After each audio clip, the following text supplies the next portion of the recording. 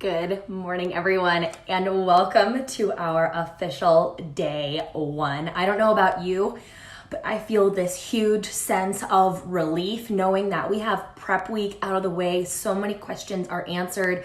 There's going to be a lot more questions answered, but you guys, now's the time. Kids are back in school, people are back at work. Now is the time for you to really focus on yourself. So before I dive into today's talk, I just want to do just a little bit of housekeeping. And I have to say, the posts when you guys are feeling a little bit vulnerable, like Amber, you started off on, I don't know if it was Friday or Saturday, and then this morning, Mallory, you were like, oh my gosh, I failed. That's where the juiciness comes in this group. So if you have something that's weighing on your heart and your mind, get it off your chest in the group. That is what this group is about. Neither of those cases are complaining, right? This is like, oh my gosh, this is how I feel. I promise you, the way you are feeling, somebody else is feeling that way too. This is why the group format is so powerful. I will tell you this, you guys. I'm phasing out on my one-on-one stuff. And one of the reasons why is because I see more success with people who do the group format than in one-on-one. Certain special one-on-ones, like Nikki in the group, she's special. But she's a cardinal out there, right? Because of our group, like in Atomic Habits, for those of you who are reading it, this is our new normal. You are around people with similar priorities and similar values as you. So you may not have that at home right now. You may not have that at work right now. You may not have grown up with that right now. You may be surrounded by people who have totally different habits than you, but that's okay because your new friends are in this group. And I know most of us don't really know each other, but this is your new friend group. This is your new support group. And we all have one goal together, and that is focusing on ourselves. And we're going to help each other do that. So with that being said, a couple things I want to talk about. Erica, you asked about cardio. And we'll talk more about where you get more bang for your buck. Cardio is the least of our priorities. That's why I give you one HIIT workout per week. So, fit in that HIIT if you can, if you're not teaching group fitness classes already, like Julie and several others. If you want to do one or two other cardio sessions, that's fine. That is not necessary. I would do that if, number one, you enjoy doing cardio, you have a favorite class that you want to go to that you don't want to give up. Or if you have like a significant amount of weight to lose. But you guys, cardio is not what's going to get us our long-term fat loss goals. I don't want you wasting your time and spinning your wheels doing a bunch of cardio. Cardio options like walking, jogging, running, intervals, spin classes, things of that nature. We don't talk a lot about cardio anymore because it's just not a big needle mover. I like to add cardio when you're super close to your goal and you need that final push to get you there. It's literally like the cherry on top. You're gonna see your biggest gains, remember, or losses, as the case may be, with your nutrition, managing your stress, and lifting weights. We don't want to be working out more, you guys. We want to be more active. I want you, on Sunday when you're prepping and you're getting ready for the week, you're going up and down the stairs, you're moving, you're walking all around the grocery store. You're on your rest days, you're outside, you're taking your dogs on walks, you're playing with your kids, you're doing something fun with your spouse that's active rather than just going to dinner.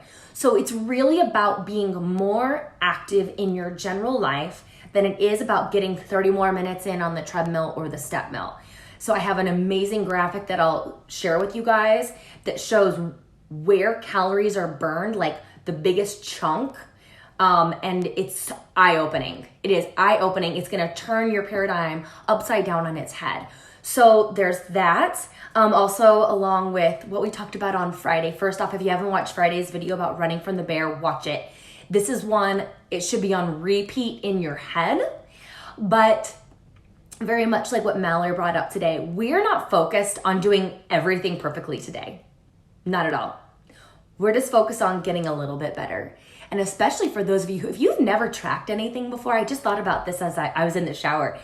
You're essentially learning a new language, right? You're translating food into numbers. What? How does that even work? I don't even know. So like this week is all about getting in the habit of not only prepping your meals, but weighing your food. Getting in the habit of logging your food in MyFitnessPal. We're gonna build that habit this week. Pay attention to where our numbers land. And then we're gonna hone it throughout the next 7 weeks. So please take any pressure on yourself to hit those numbers. I know you've seen some people already hitting those numbers. Those people are cardinals too, right? That's not normal. So please don't feel like you should be doing that as well, which goes back to like rule number 1 in the group is don't compare. Don't compare anything. This is yours. We're all in a different spot when it comes to our learning, our history with all of this. So just keep focusing on getting a little bit better and doing those things that you know are going to move the needle forward. You got your workout in already. You have been entering your food. It's all in learning. Remember, we are learning how to manage ourselves better. We are just getting to know ourselves. So we're going to notice these things and we're going to address them. That's what's so powerful about this. I don't know if anyone has seen the Mr. Rogers movie, but at the end of the movie, he says something that he says, if it's mentionable, it's manageable. And I just love that for so many reasons. But like, after we go through our first weekend together, you're going to notice some things about yourself. And if you can mention the fact that when I'm around my best girlfriend, I can't stop drinking. All right, it's mentionable, so we can manage that. And that's just, one example. But it's all in learning. It's all about getting to know ourselves and being able to manage ourselves just a little bit better. So with that, keep paying attention. I notice that when I'm at work all day, it's hard for me to get my macros. Okay, so how can I address that? What does that look like? Does that mean I eat a really big breakfast and a really big dinner? We're gonna figure it out. I promise you, we are going to figure it out. Another book, you guys, books are the best thing in the world, right? Everything is figure outable. I want you to remember that. That's a book by Marie Forleo. Everything is figure outable. You're not in this alone. You have 90 other people in this group to help you. You have 4 coaches and 85 friends. How awesome is that? You are set up for success. I need you to know that, right? Like we talked about on Friday, I need you to know that you will be successful. There is no doubt in my mind. So I don't want you to have any doubts about that either. Now, that being said, our big talk about the 5 whys. A lot of you guys, whether or not you've done Lift to Get Lean before, you may have done this exercise at work. If you are in sales, it's a really powerful tool. It comes from corporate America.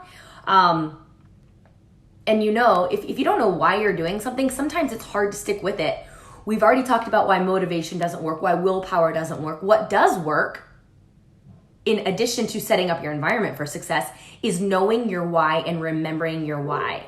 So last week I asked you, are you ready, willing, and able? And you had a chance to sit down and think and talk about that. If you have not gone through that exercise, please go back and look. I believe that's Monday's video. Part of being ready, willing, and able to do something is knowing why you're doing it in the first place. So my first question for you today is, what do you value? Think really hard here for a second. I want you to dig in deep. What is most important to you in life and why?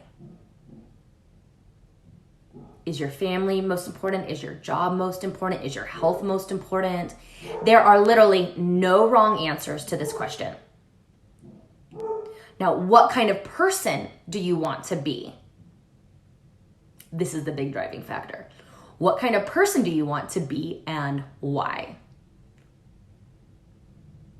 Do you want to be someone who works out? Do you want to be someone who preps their food? Do you want to be someone who keeps their word to themselves and others? Do you want to be someone who meditates every morning? There's so many people, there's so many ways that you can be. So what kind of person do you want to be? Now, as you have those answers to yourself, think, am I living those values? And chances are you're not. Not yet, anyway, right? We're working on this. We're all a work in progress. When we don't do what we believe in our gut, in our heart, in our mind to be right, we don't feel good and our bodies show it. So it's something called cognitive dissonance. I want to be this person. I'm acting as this person. And this space in between is what leaves us feeling that icky feeling, like I should, I could, I want, etc. So we want to close that gap between who we want to be and who we currently are. So knowing what's important to you gives us direction and purpose. It's going to tell you, okay, what steps do I need to take to get here? If you live according to these values of this ideal person that you want to be and the things that are important to you, your life starts to flow a little bit more easily because it becomes more black and white rather than gray. You don't question, should I do this or should I do that? The kind of person I am gets up at 5:30 in the morning and gets their workout in. There's no question about it. That's not me, but that's some of you. Now, we also need to know why those things matter to you. Why is your family so important to you? Why is work so important to you? Do your actions match your values? This is where we come up with the 5 whys. So when you want to accomplish something, you ask one why. So think about why it is that you joined Lift to Get Lean. Whatever that answer is, why do I want to accomplish this? Then whatever answer you come up with, you ask why to that first answer, and so on 5 times. So here's an example. Why did you join Lift to Get Lean? Fill in the blank. Let's say that you want to lose weight. Okay. Number 1, why do I want to lose weight? Because I want to fit into a smaller size of pants. Okay. Number 2, but why do I want to fit into a smaller size of pants? Because when I'm wearing smaller pants, I think I'm going to look better. Okay, 3rd, but why do I want to look better? Why is that important to me? Because when I look good, I feel good about myself. Okay, why do I want to feel good about myself? Because when I feel good about myself, I'm more assertive and more confident. But why do I want to be more assertive and more confident? Because when I'm more assertive and confident, I'm in control and better able to get what I want out of life. Think about walking in front of a group. Maybe you're at work and you have to give a presentation, or you're at some other meeting, or you're in a classroom setting. Think about how you walk up when you feel confident and assertive versus when you feel self-conscious and not confident. It makes a huge difference. It makes a huge difference in the way that you carry yourself, in the way that you present yourself, in the way that you speak.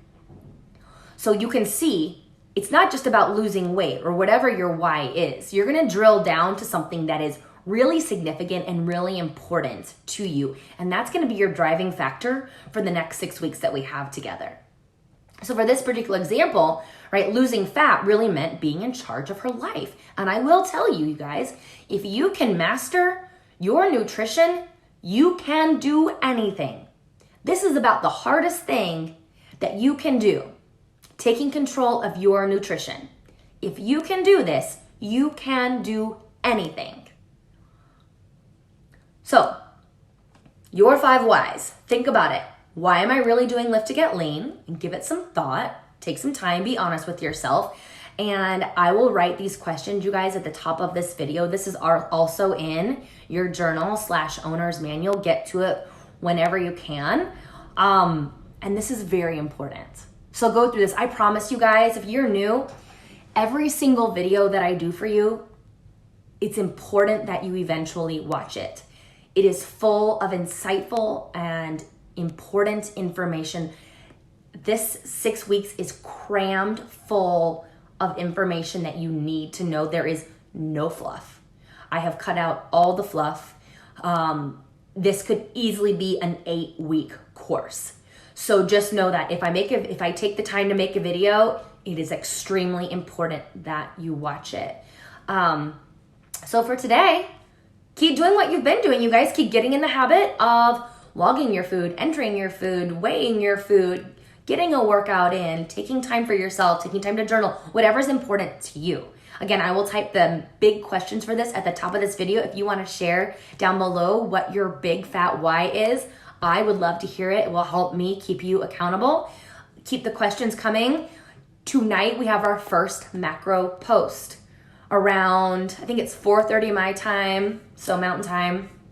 You'll see a graphic that says, post your Monday macros here. You'll post a screenshot with the grams down below, and that's how we keep everything condensed and the group pretty clean and crisp.